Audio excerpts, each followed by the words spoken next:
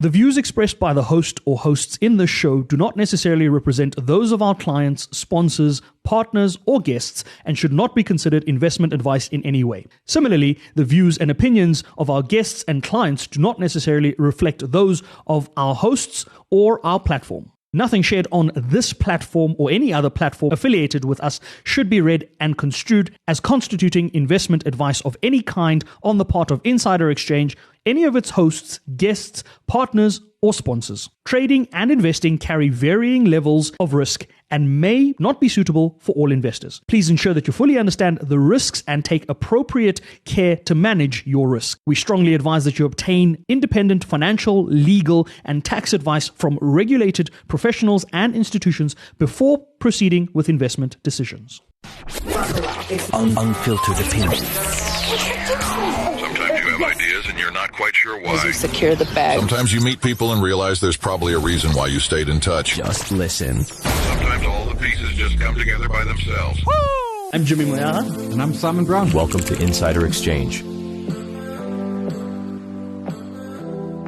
Good morning. Welcome to Insider Exchange. Welcome to Market Matters, live streamed every Monday morning for your viewing pleasure. This week's Market Matters is proudly brought to you by our friends at Tariff. We thank them for their partnerships and collaborations and for them helping us to continue doing the work that we do. We're joined in studio by Tariff's Trading Services Manager, Sean Dendere, to take a look at market movements and see if we can make sense of what's been happening. We're going to be taking a look at the clawback of tariffs, or not clawback, or walk back, not walk back. We don't know what to call it anymore. We're looking at tariffs. We're also taking a look at gold reaching all-time highs. And we're going to take a look at some important economic data that will be coming out this week, if that even matters. Sean, good morning. Thanks, as always, for joining us in the studio. I see they got the spelling of your name right. They got everybody's names right this week. So that's always a plus. There's no I's. Did you There's no explain dots my name, on the though? I's. I did not. Oh, beautiful. I didn't have to explain the name, and that's what made me extra happy about it, was that it was spelled properly and we didn't have to do it. We're still waiting for our community to give us some name suggestions on what to try out, because I'm sure this doesn't always end this well. But now that we've got a good base case for what we hope is going to be good spelling, we'll see how the rest of it shapes up. But let's get into Market Matters. We try on the show. We genuinely put in an A-class effort to not discuss the orange Mussolini every week. And every week doesn't Okay, so I've got somewhere we can start with. Although it's We'll circle back to him eventually. Goldman Sachs says gold could plausibly trade above 4,500 by the end of the year. That's Goldman Sachs' call on the gold price. I would believe it. Gold miners, if that happens, gold miners, their profits more than double from. I want to trust our own reliable gold source. We all know who it is. She's not here. She called $3,200 a fine ounce. Shout out to Mushima. We will have her back on the show because I want to see if she agrees with the $4,500 No, gold. not 4,500, 4,000, right? 4,500. $4,500. There you go. So like you said, Mishima said it, right? Believed her. So every time, right, I go onto a show and they ask me, Sean, what's your stock pick? Simple, straightforward. Guys, just go and get a gold ETF and sit. For the rest of the other stuff, leave it to professionals. Because like you said, clawback, reprieve, are we inside, are we not inside? But gold has technically been consistent. If we go back historically, look, when there's uncertainty, what happens?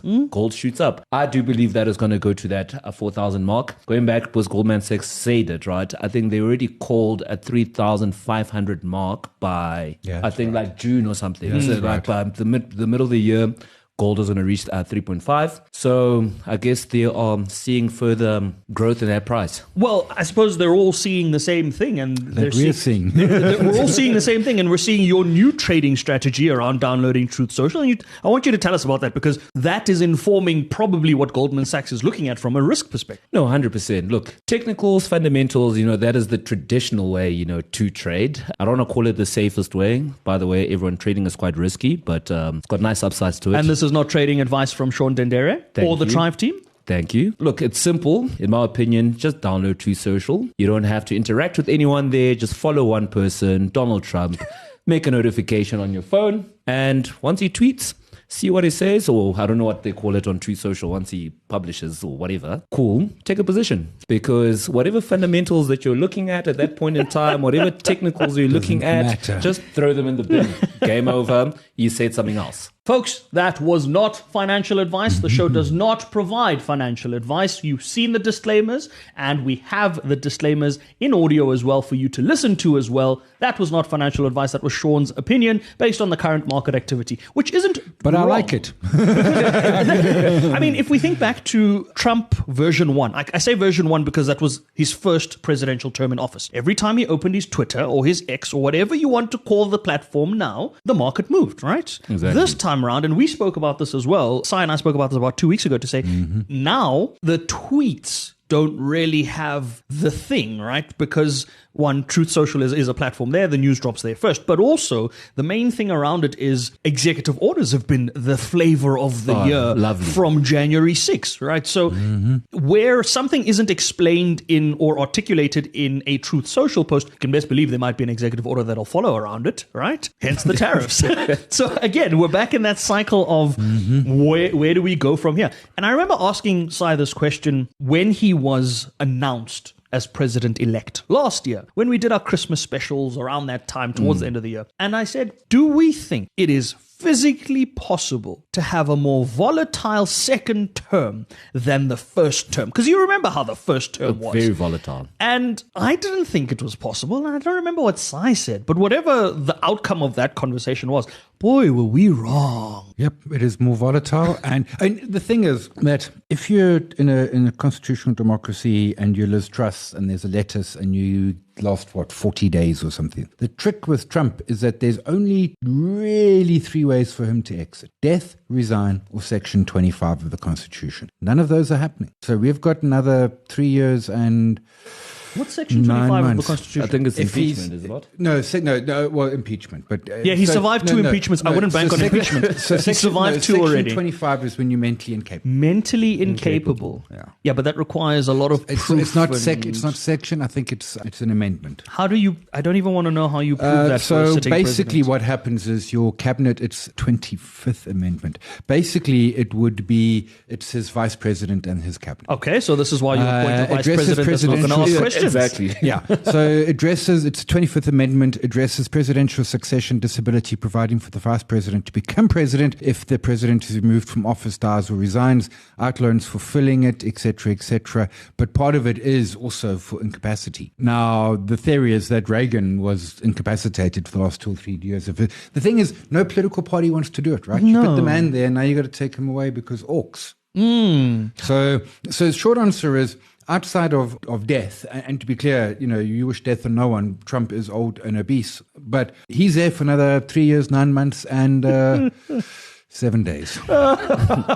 You make that sound like such a long time. It is a long time. Yeah, Sean. I have a question that I had. I asked Simon this question off camera. too, yeah. Right, but I'm going to pose this question to you, in your opinion. Since we're speaking about volatility, right? These markets that we're currently experiencing versus COVID markets, in your opinion. Simon gave his answer, but I just want to hear what your thoughts are. In terms of volatility these times, so COVID was a very simple thing. Nobody knew what was going on. The entire world went into a lockdown. It was a market crash, collapse, down to a level, done. And we kind of found that base and held at that base until we started to come out of that, or until we got good news. It was one direction. This is markets come down, an hour later, markets are up, an hour later, they're back down. So this in Red terms light, of... green light. Exactly. Red light, green light, Squid Games all over again. In terms of volatility, this is far more volatile than COVID. The COVID pandemic, much like the 2008 financial crisis, was a sell-off. One direction, done. Fair.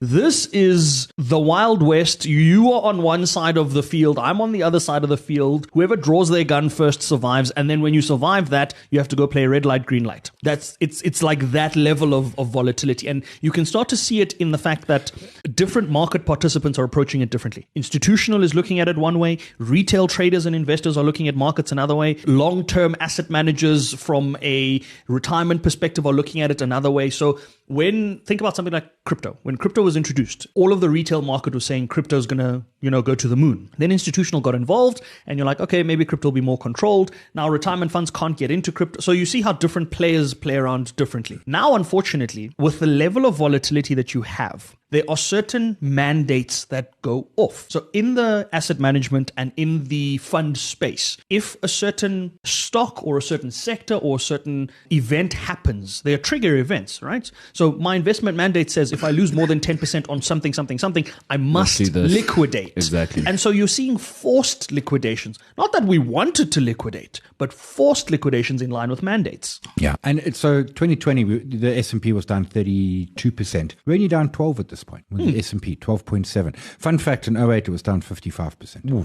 Hit the low in March 09. See? And then when we hit the pandemic, we came down to that March 09 low, stayed there, didn't bounce off of there erratically. Well, no, it went up pretty quickly. I mean, the 09 bottom was March, and then it was back at highs by Feb 13. So it took 4 years to get to the highs. The pandemic, we were back at highs in August. So yeah, when the lockdowns were lifted. Sort of 5 months. No, August 2020. August of 2020. Oh, interesting. Yeah. And then, of course, there was the bear market of 22, which was down 20-odd%. I mean, in terms of direct downness, this is like, there's one in the last 20 years, it's number 3, it's just beating the 2018 sell-off. In fact, no, not quite. So it's only the fifth worst so far in the last 20 years. The difference, as I said to you before we clicked record, is that every other crisis that I've ever seen, and I can go back to 87 on crises, is that it's a lot of crises. Everyone in the world is frantically working to try and solve it. Yes. This time, not everyone in the world is frantically trying to solve it. That's because this time, not everybody in the world caused it. Yeah, and that's the difference. This was a single-handedly, like one-sided driving factor behind the volatility. The global pandemic, we can at least argue that the entire world went into shutdown. Everybody had to protect their own countries. All governments had to make different policies. The 2008 financial crisis, everybody had to liquidate their positions depending on what they were exposed to. This time around, none of the market participants have caused this. Precisely. Yeah. Okay. Fun fact, China says it's just detected Somalina in American poultry. Don't mess with the Chinese. Well, speaking of not messing with the Chinese, I want to look at that before we jump into some of the data that's coming out today. The response around the tariff walk back from a market perspective. For a bit of context, when the announcement was made around where we were going, Capitec went down to 2,500 Rand. Sasol went down to 55 Rand a share. These are just local counters, right? We're not talking much bigger companies. Exactly. Today, as we sit here, Capitec is back above 3,000 Rand. Sasol is back at 66 Rand a share. So the reversals and the swings are far more erratic and far more volatile. Yes, some of these companies have underlying issues and all of that. But let's be clear, something like a Capitec that moved down to 2,500 was entirely the announcement around South Africa and the tariff imposition on the South African context. Nothing to do with Capitec's performance, right, as a share. And you saw that with First Rand as well, coming down all the way to below 60 Rand, back at 70 Rand now. So markets have behaved that way. And interestingly enough, from a Chinese perspective, you'd expect that would have happened. There was that one day where the Hang Seng lost 13%. Yeah, but it'd been close on the Friday, remember? That's it. So they were kind of recovering from all the movement that didn't happen. Now, when you look at markets and you look at the walk back or not walk back, you've now got two different sides of the story. The American side of the story, American businesses, American business people, entrepreneurs, those that are big Trump supporters are like, no, a walk back is not a sign of weakness. It shows that Trump is willing to negotiate and he's trying to explain the seriousness of the situation to China, and it is for China to come to the party and all of that. And a walk back is certainly not a sign of weakness. And then you go on social media and you see the memes. The memes don't agree. Well, here's who doesn't also agree. Sir Larry Fink, CEO BlackRock. Oh, there we go. I think we're very close, if not in a recession now. Jamie Dimon, CEO JP Morgan, recession likely outcome. Okay, wait. Let's just put that into context for our audience in terms of assets under management at the moment. For BlackRock. Isn't BlackRock biggest in the world? It is the biggest asset manager, right? It's not biggest by a small margin. It's biggest by a long shot. The Vanguard Group sits at 9.3 trillion in the US. This is dollars, guys, by the way. This is more than SA Inc. US dollars. BlackRock is 10 trillion US dollars. For context, that is a third of the entire United States' debt. Their debt sits at 34 trillion. Oh, you kicked that door open. Well, I mean... US 10-year. Well, there you go. When was it? One of the days last week. I forget which day. I wake up, I get up 4:30, and the 10-year is on my watch list, always has been. I never look at it because it's the most boring thing in the world. Move, it really? moves down to like minute little basis points so far off the screen, you got to zoom out to see it. And the thing was collapsing.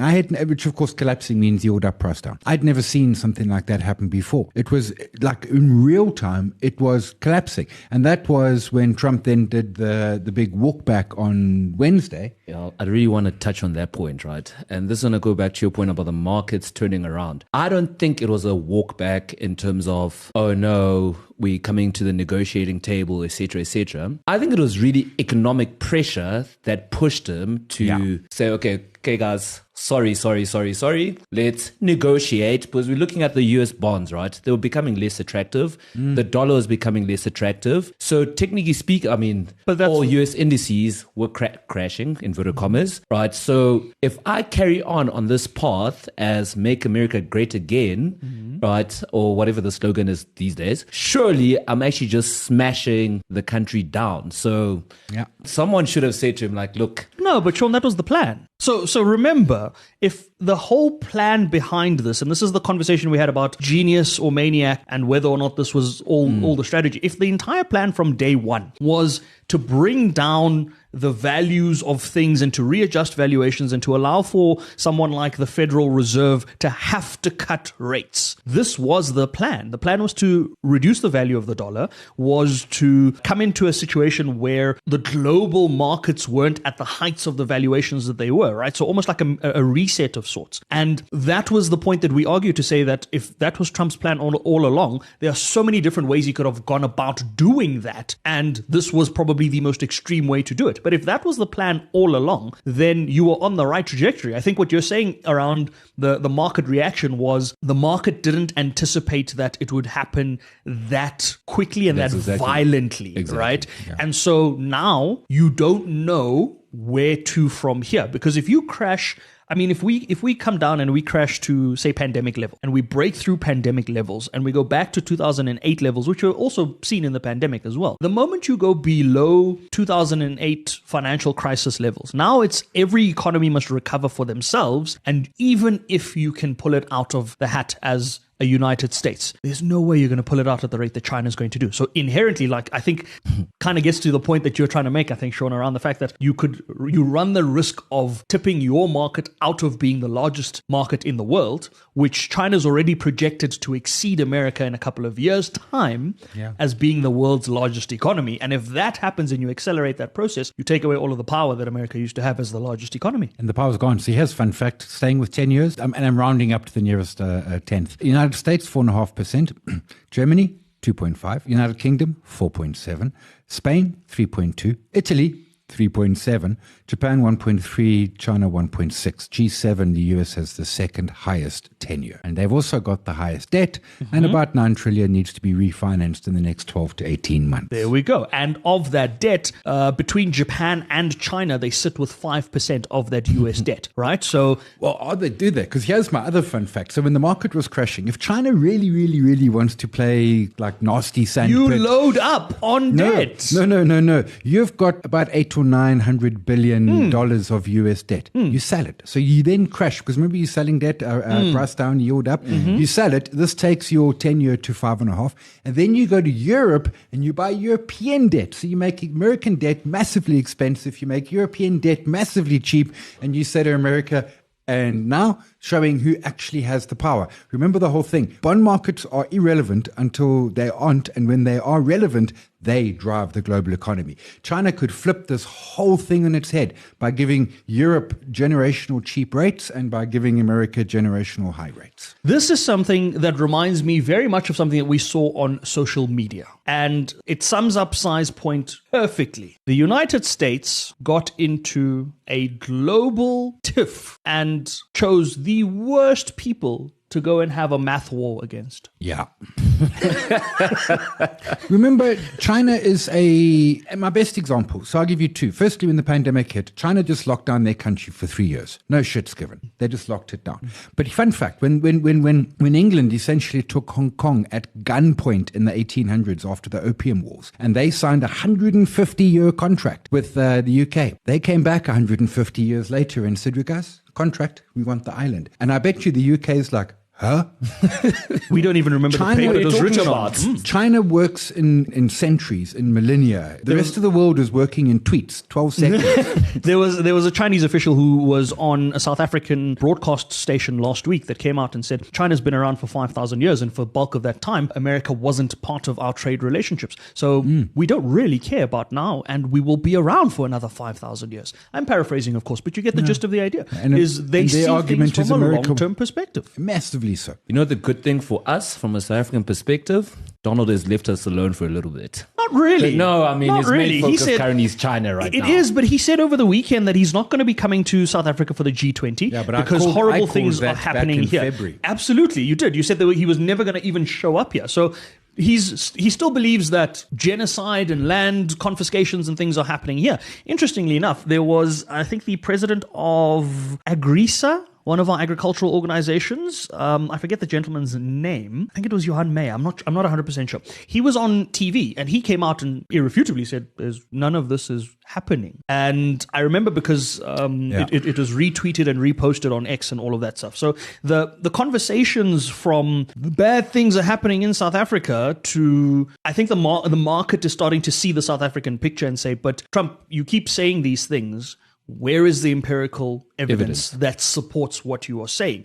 Now, we can get into the debate around whether or not these things are happening or not and all of that. But if you keep citing one video, and Trump did this over the weekend as well, which is a video of Julius Malema singing Kill the Boer and saying this is all happening. That video can be 10 years old and you're still citing the same video. You're not providing empirical evidence as to what's happening right now in the country and what's going on, right? Now, nobody's saying that these things may or may not be happening. That's a completely different conversation. But for you to come after South Africa as an entire country on the basis of whatever other agenda you're trying to drive, because let's be clear, this has nothing to do with our policy on expropriation, our policy, those policies don't matter because the United States has an expropriation policy of their own that they conveniently forget to discuss when it comes to things like this, right? Conveniently, it doesn't exist. If it's in the, what is it, Si? If it is a strategic benefit or strategic Or eminent domain or asset anything. or whatever that the United If you States wanna believes build a has a railway line, strategic advantage to them, they're allowed to do that. So there's carve out in the United States legislation that says if it is of strategic advantage to the United States, they can do whatever they want. How is that any different? All countries have it because you want to build a railway line. You're not going to let One Oak say no. You want to build a new city or something. You're not gonna, every country has it, but I mean, it's like everything, right? You can look at the same thing from two different directions. That's it. So again, from our side, it's not a policy thing or whatever, but like you say, for him leaving us alone, I think a part of it as well, the market is also starting to be like, South Africa's not that bad. So I'd be interested to know from a South African perspective, what our yields look like on our treasury, because I'd imagine from an emerging market perspective, we would have some of the most attractive bond yields at the moment. Sure. And so our 10-year is, it's 11.2, which is ridiculous. Our 5-year is, refreshing 9.5, and our 30 is 12.2. So even if you don't take a long-term view on South Africa, and we're going to wrap it up on this note because I think we are out of time. Even if you don't take a long-term view on South Africa, over the next 5 years, from a South African perspective, South African government bonds are even more attractive than US government bonds. So you get a 10-year at 11, call it 11. You lock in a currency hedge. Yeah, what's that going to cost you? I don't know, 1% or 2% maybe to lock in a currency hedge. Call it 10.5%, call it even 10%. 10%. 10%, you've reduced your currency exposure, you're in for 10 years. Happy days. You're the happiest person ever. But unfortunately, we have run out of time. Thanks so much to Sean for joining us in studio. Shout out to our TikTok community. We have never forgotten about you guys. You guys are absolutely awesome. Thanks for joining us on the live. We're going to leave Market Matters on that note. We're going to get into our deep dive, and we're going to dive into what market competition looks like. At what point does market competition become too competitive, and at what point does it benefit the consumer? We're going to look at a couple of examples. We've got some really great examples around the car sector, around energy drinks, around all sorts of different areas. is. And then in our Investor Insights, we're going to take a look at how to negotiate a raise. So stick around for those conversations. They're going to be dropping later in the week. But for now, that's been Market Matters. And we move on to our deep dive. This week, we are diving into competition and market saturation. We're going to be taking a look at what point does competition benefit consumers, and perhaps at what point does it harm consumers. We're going to look at various industries, anything that we can think of, and see if we can really get to the bottom of this. So it's such a weird thing because so many different sectors have different examples, right? So I think about things like energy drinks, the energy drink market, or the car market, or even the e-hailing market. So Bolt versus Uber versus the traditional meter taxi.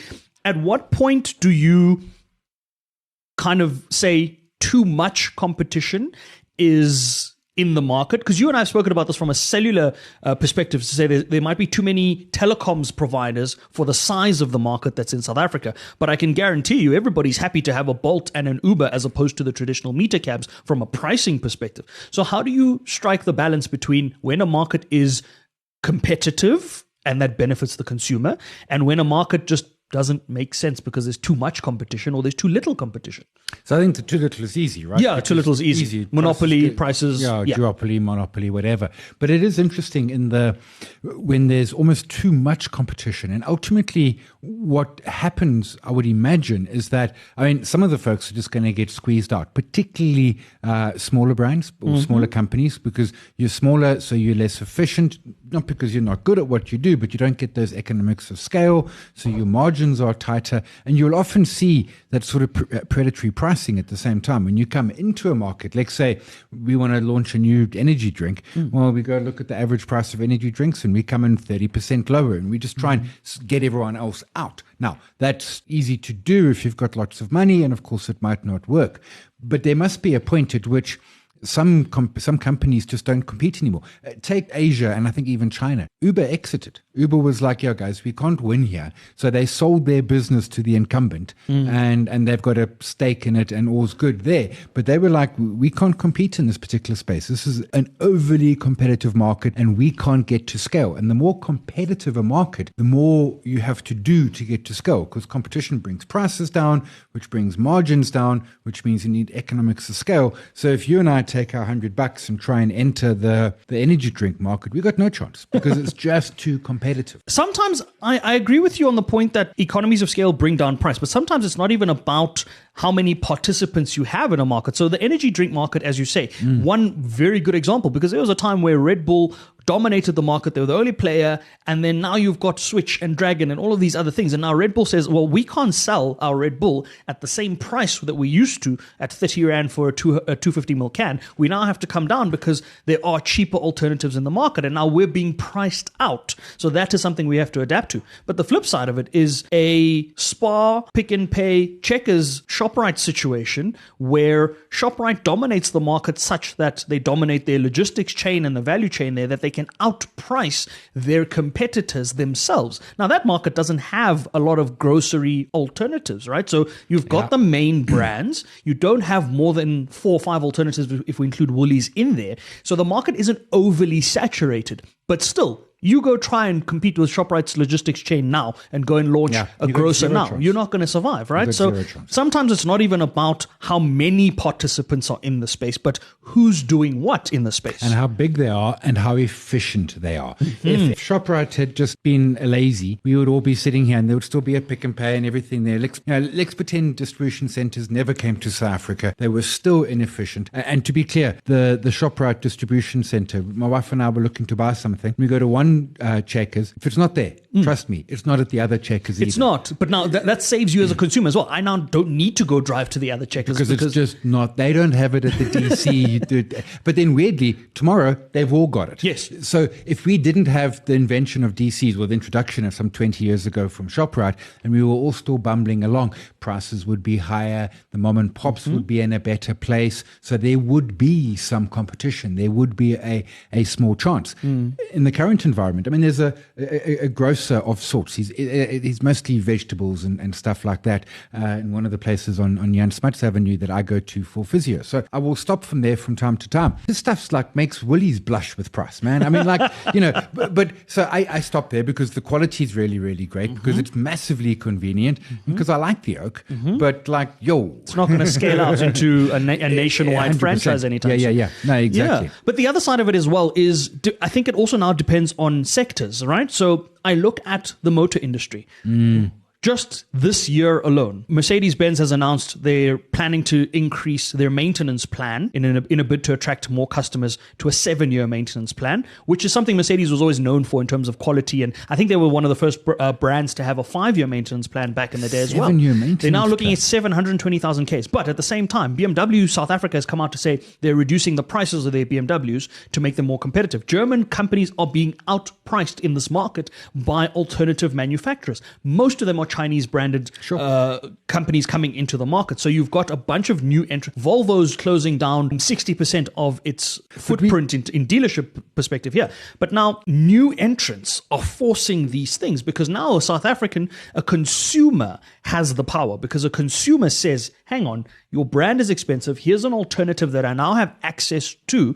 And therefore, you telling me that your brand is twice the price of what I can get as an alternative suddenly isn't attractive. So their new entrants are good for competition and good for the consumer. Yeah, I agree with you. I would argue, however, because this gets interesting. So in the Chinese vehicle space, it was almost the Operation Warp Speed. What China does is they say, we want to get big into cars. And initially it wasn't even electric cars. It was just cars generally. And they will help and seed and fund and give soft loans to dozens, hundreds of companies. I mean, and fully expecting most of them to go bust, but they kind of tilt the market. Whereas all of those German fancy brands, well, they to kind of make it on their own. So China kind of also puts their thumb on the scale at the same time. I think what that comes to is something that I heard Stephen Bartlett say. Stephen Bartlett's the host of Diary of a CEO, for those who don't know. He came out and said that his team, and it's something that we've done as well within our own brand, within what we're doing at Insider, is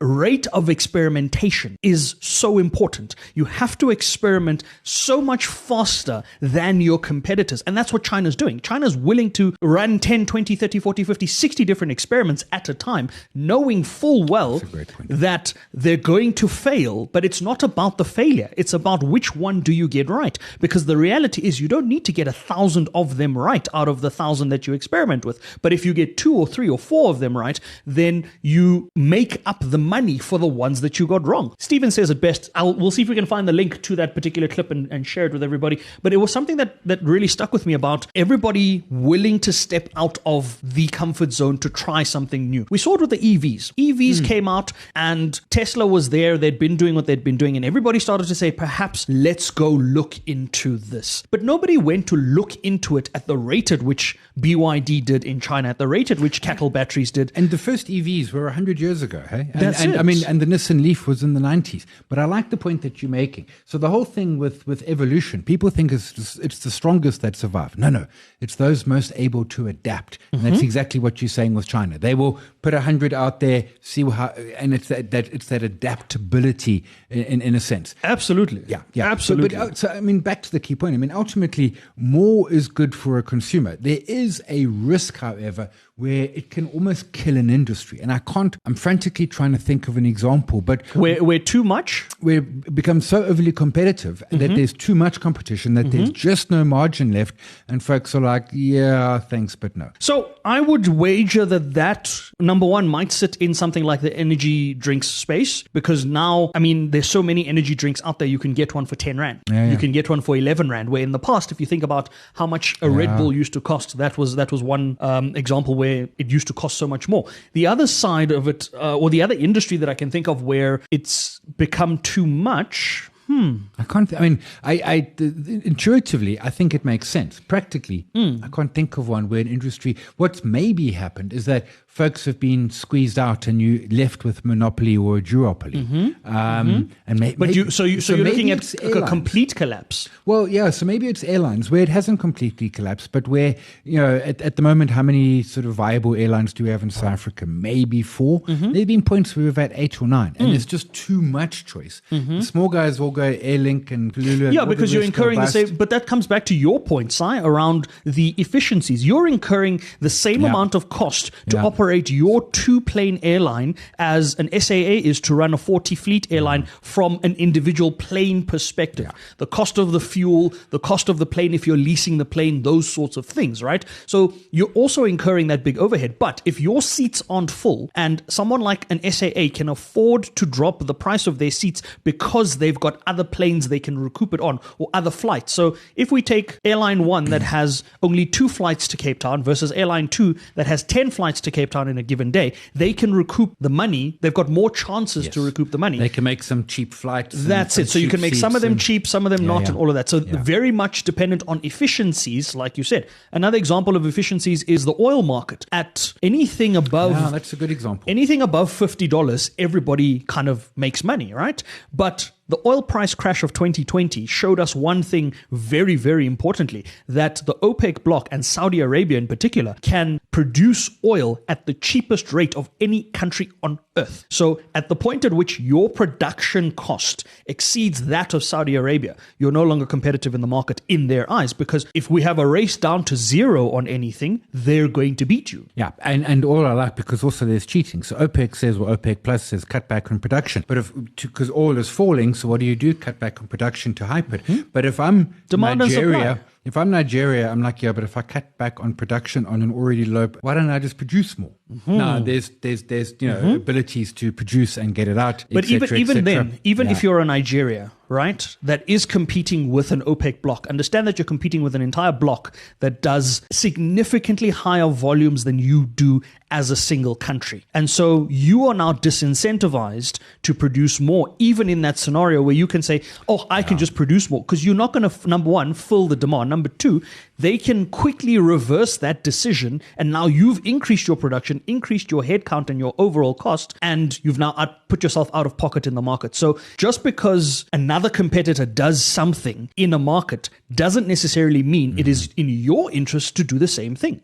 It creates an inefficiency for you, because again, efficiency and scale. You don't know at what rate they are able to do this versus at what rate you are able to do it. I think the input cost side of it becomes so much more of a discussion. Think about the production side of it. And we see this now in the China conversations. You saw, I don't know if anybody's been watching the social media pages this week or these last couple of days, various Chinese manufacturing companies have come out to give the input costs from their perspective for producing luxury goods, for producing these brands that are priced at ridiculous levels. And to that extent, I mean, I remember a couple of weeks or months ago, there was I think it was a court case even, where one of the big production houses or one of the big luxury fashion brands got exposed as to the input cost of one of their handbags relative to their selling price.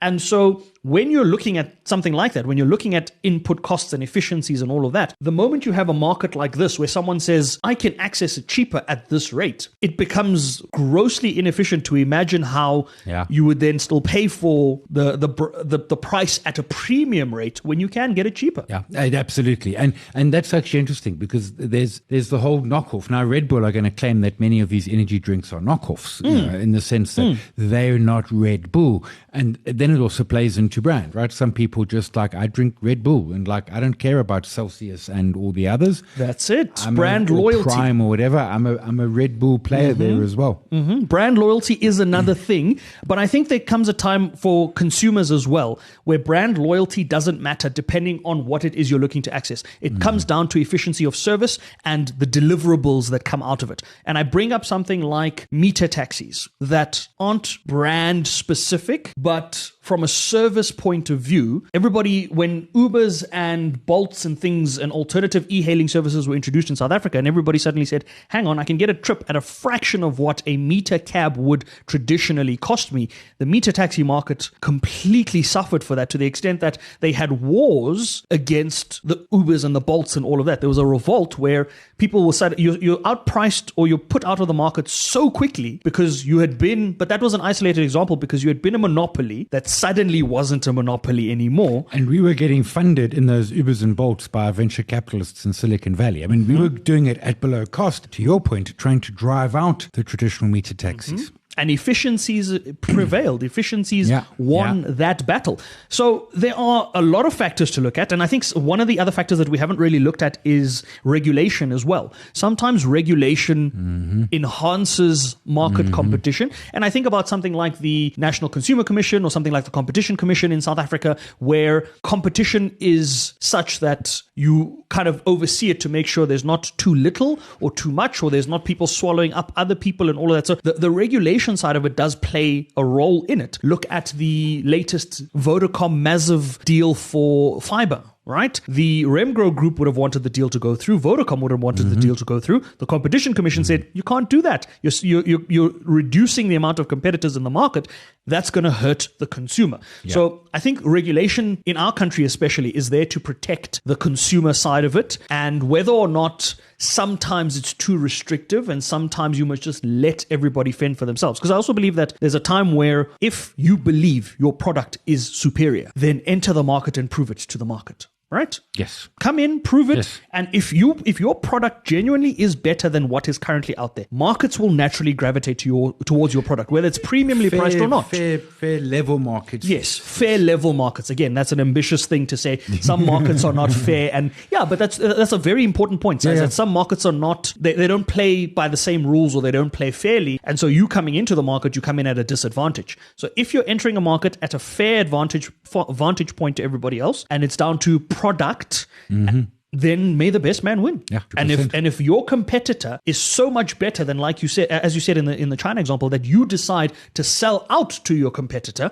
that was just a fair market scenario. They didn't do anything to you that was detrimental to your business. You lost fair and square. Another one where you didn't have enough competition is the streaming services. We spoke about this 2 weeks ago. The DSTV versus Showmax versus all of these other things. Suddenly you've got new participants and people are like, hang on, do I really need this? Do I really need to pay for this? So market saturation might not necessarily be the best thing, but it's also not the worst thing depending on what it results in. So the car market is heavily saturated. But because it's a large item, it's a large ticket asset, it means that you then get a more efficient price and a more efficient service, and you have more choice. So market saturation in that example is not bad, but at the same time, it can be terrible. Particularly if you are the one making it.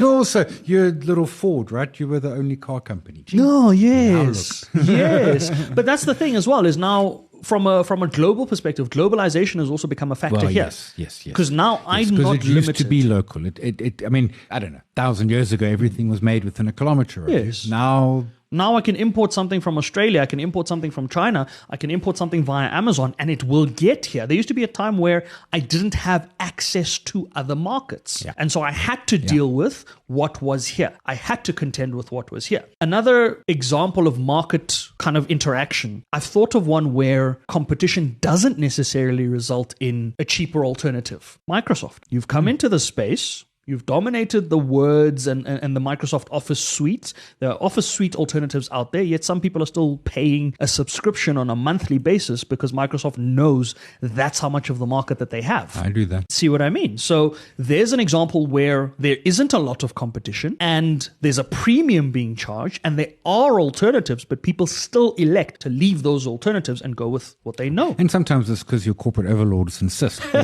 In my case... Corporate overlords. Yeah, in my case, I just pay it. Look, I get 5 accounts, a terabyte storage per each and stuff, but I mean, all of it is Google Sheets. That's it. So you have an alternative you can access, but you elect to go for what is, I suppose, familiar and comfortable, I guess. Yeah, I don't know. I don't really know why you do it. I was just so excited when it came onto the Mac. Yeah. Because they never used to update Office on the Mac. Like they would, like every 6 years. And then suddenly it was just like, yep, here it is. Another example, traditional cell phones. You used to get a Apple, Sony, Nokia. It wasn't even Apple. I mean, you go further back. Right. It was Nokia, was Sony Ericsson. It was Siemens, giving away age now. And Motorola. There we go. Nokia and... You see, and so now I wonder if you're going to get to a point where you look at someone like Samsung and Apple. Yes, you guys are the premium brands in the segment. But as a consumer, can I justify paying 30,000 Rand for a new phone? Actually, there was one the other day. Does that make sense? That Nafisa tweeted it was a 65,000 Rand Folds, flip, what the trifold. Yeah. It's more than my laptop. That's it, right? So at that point, does it then make sense from a consumer perspective for me to go after that device? Or do I just get an alternative that is functional, that answers calls? And we're seeing that, fun fact and off topic, but the clampdown on Huawei and the others, the Chinese manufacturers, they've really got really good with their brands. And in markets in Asia, Apple and Samsung are like 4th and 5th. And so, some of it, I suppose some of it is also down to the benefit that your consumer derives, right? And this is probably what drives that decision. Yeah. So you think back to the meter cab example, right? There was a time where you couldn't take a meter cab to get to a Gautrain station or to get to certain areas. You had to walk a certain distance because the Bolts and the Ubers of the wars and the meter taxis didn't allow for you to be picked up in certain places. That creates a significant inefficiency for consumers. But consumers were willing to do that because of the cost saving that they still got as a result of taking that alternative service. So just because it is there doesn't necessarily mean that consumers will use it. I think if you're building products and you're looking at markets and you're looking at market saturation, your first point of call before even looking at what your competitors are doing is, what does your consumer want? And is your consumer willing to pay a premium for it, a discount for it, or a fair market rate for it? Then you then go beyond that and look at the other things. Yeah. What does the consumer actually want? Yes. And what is the consumer willing to pay for what it is that they want there? Yeah. Some are willing to pay a premium because it genuinely solves a problem. And they're happy for that premium to cover for that. Some just can't justify it. And there's a lot of things we can't justify out there. But we have run out of time, folks. We're going to leave the deep dive on that note. We're going to get into investor insights. We're going to look at how you negotiate a raise and potentially if we add something to our wall. And then we've got a big announcement around our holiday shows coming up. There's a couple of holidays coming up with the Easter weekend this weekend and the holidays going into next week from a South African perspective. We'll give you an update around that at the end of the show. But for now, that's the deep dive.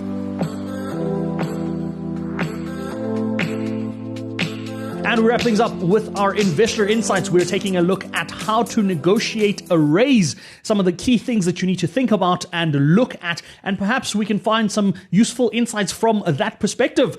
This is going to be a particularly interesting conversation because I've got the master of raise negotiators going to guide us through this. This is, of course, Sai.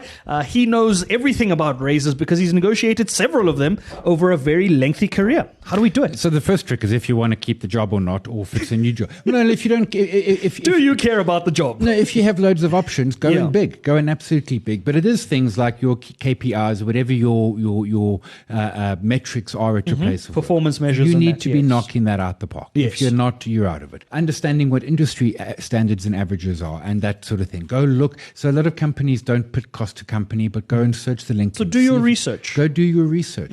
See if you can't get a counter offer. In other words, go to a competitor and see if you can get an interest out of them. Because what you do find is that oftentimes in industries, and I think particularly our industry, is that once you're in a position, your salary sort of goes steady. If you want the leap, you've got to move. So maybe it's not even a raise. Maybe it's to go work for one of the competitors, see what they have, what they're offering. I found that can be a remarkably useful tool from a negotiation perspective, because when you have an alternative, a lot of the times we're afraid to have this conversation with employers and everybody because you say, but if I don't have an alternative, I lose my stream of income. And if they say no and all of that, then it doesn't work out from that perspective. The moment you have an offer from somewhere else, you have two things. You have an alternative to your current situation that you can make a decision on. Yeah. And the second thing is you have a benchmark with which to see, have I been underpaid this whole time? Have I been fairly paid or have I been overpaid? So now you can see if someone makes you an offer and the offer is significantly higher than where you were, then perhaps you've been underpaid for so long because you've been at a certain bracket. Remember, companies don't pay you based on what their competitors are paying their friends. They pay you based on what you guys have agreed. Yeah. And in some cases, you get companies that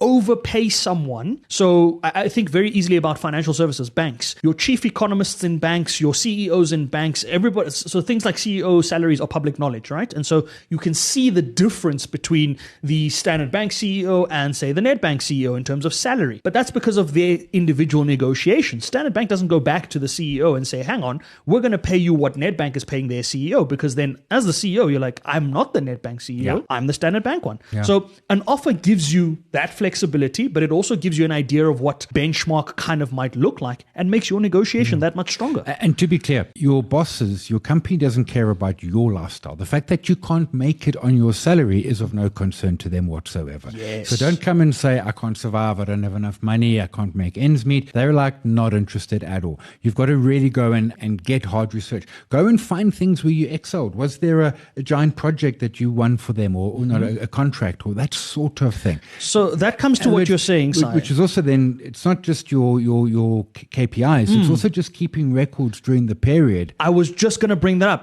When you brought up KPIs, I thought about the fact that we don't often track what it is that you do. These are my KPIs. These are the deliverables I've delivered on. And this is where I have exceeded your expectations. And therefore, that's how I justify wanting a raise. Because you said I must do 1, 2, 3, 4. I did an extra 5, 6, 7, 8. And therefore, these are things that have gone beyond what I was tasked with doing. Exactly what you're saying is keep a record of those things. It's so important to do that. Yeah. And don't be scared to go big. Don't be scared. And it's also an anchoring effect. Put the number out first. If you want a 10 or 15% raise, don't say to the company, what can you do? Say, I want 20%, and here's why I think I deserve it. And the reason you put a number on the table is as soon as you put 20% on the table, they're scared of that number, and they're going to be freaked by it. That's cool. You've put in they'll come and say, well, okay, we can give you 15. Let's go big, because that's the reference point. If you say, I think 15, they're going to be like, well, okay, here's 10. 10. Yeah. So they're not going to go up. They're going to come down and they will never go above your offer. That's important. That's important. I think the other thing to think about on that note around the conversations there is from an employer point of view, or from a negotiation perspective, I suppose the worst they could say if you're asking for a raise is no. Correct. Really? That's also a good point. They can say no. They can absolutely say no. But you need to go in there with the time. Also, don't go for a raise like 5 minutes after you just got a raise, or 5 minutes after you just got the job. Yeah. You need to have, but go in with that ammunition. If you can find out what colleagues, a lot of companies will have salary bands, and where are you in that band? You might be at the bottom. Say to them, I'm not looking to get out of my band, I'm looking to get higher up. Another trick, say to your boss, how do I get a 20% increase? What do I got to do? So ask the boss to give you the metrics, then meet those metrics. Or negotiate them if you think they're crazy.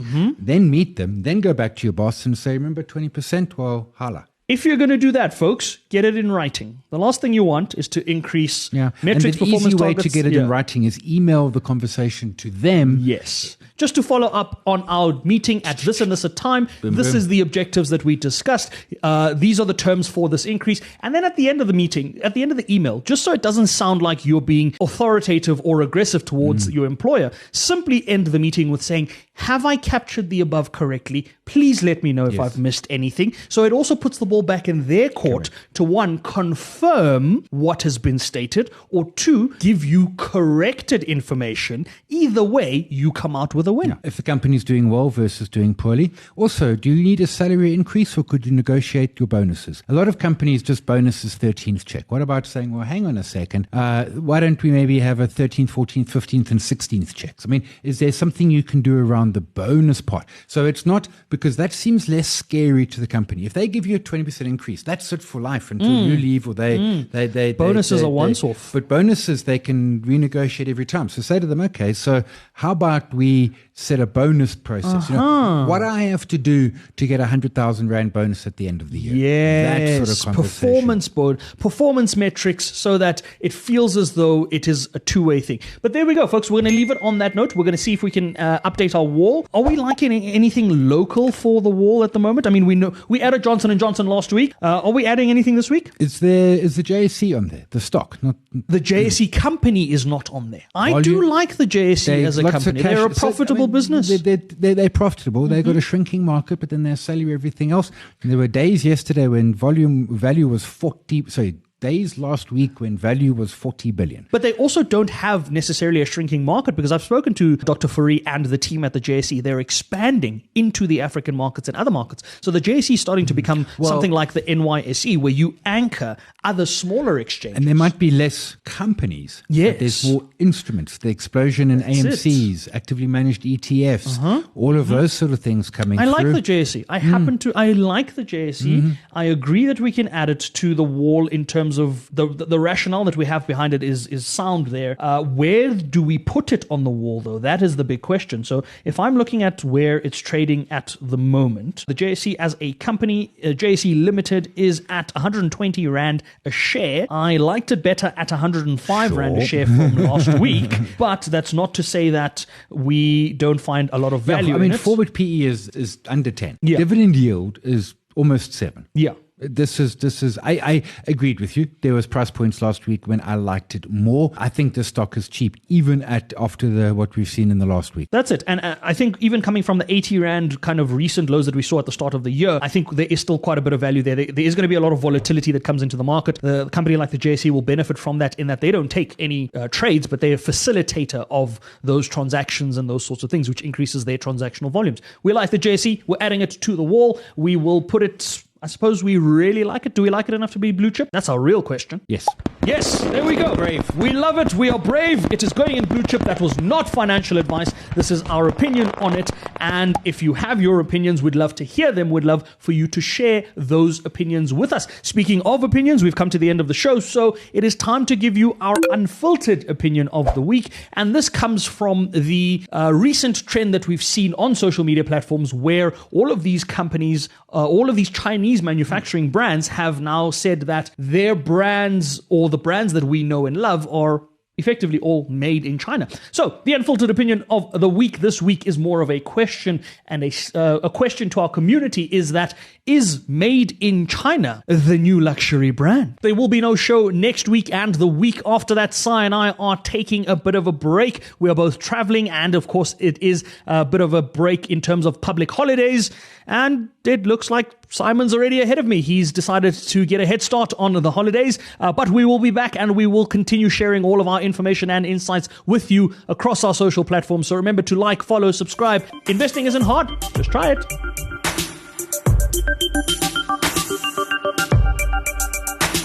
The views expressed by the host or hosts in this show do not necessarily represent those of our clients, sponsors, partners, or guests, and should not be considered investment advice in any way. Similarly, the views and opinions of our guests and clients do not necessarily reflect those of our hosts or our platform. Nothing shared on this platform or any other platform affiliated with us should be read and construed as constituting investment advice of any kind on the part of Insider Exchange, any of its hosts, guests, partners, or sponsors. Trading and investing carry varying levels of risk and may not be suitable for all investors. Please ensure that you fully understand the risks and take appropriate care to manage your risk. We strongly advise that you obtain independent financial, legal, and tax advice from regulated professionals and institutions before proceeding with investment decisions.